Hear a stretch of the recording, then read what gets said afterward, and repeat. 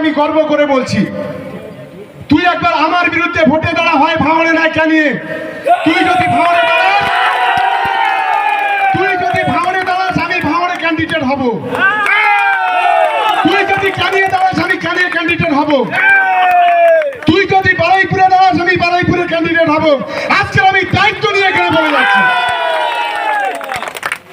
সুন্নতি লেবাসটা খুলে ফেল। আহলে সুন্নতের পতাকাটা খুলে ফেলে আইএসএফ এর ঝান্ডা ধর, না বিজেপির ঝান্ডা ধর।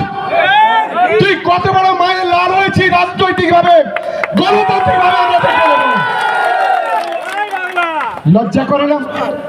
দাদা হুজুরের নামটাকে এতদিন বিক্রি করে খাচ্ছিল, এখন নবীজির নামটাও বিক্রি করে খাওয়ার চেষ্টা করছো।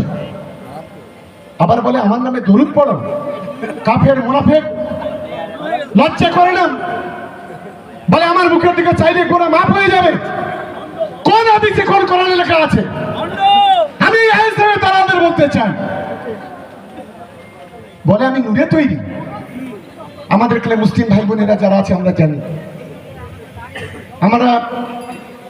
আমি সুম পর্যন্ত পড়াশোনা করেছি, আর এক দু ক্লাস পড়লে আমি টাইটেল মাওলানা হয়ে যেতাম। আমরা এইটুকু জানি যে নূরে তৈরি হয় ফেরেশতা, আগুনে তৈরি হয় জিন, আর আদম জাত মানে মাটির তৈরি। তুমি এত বড় ঔদ্ধত্য, এত বড় অহংকার, এত বড় কাপুরুষ, নিজের নামটা জাহির করার জন্য আজকে নিজে বলছে আমি নূরে তৈরি। ঈমান আছে তো? আমি আইএসএফ এর দালালদের বলছি, যারা যে বলে চিৎকার করে, যারা এই কাপুরুষের পিছনে নারায় তকবীর আল্লাহু আকবার দেয়। আমি একজন মুসলমান পরিবারের সদস্য, মুসলমান সমাজটাকে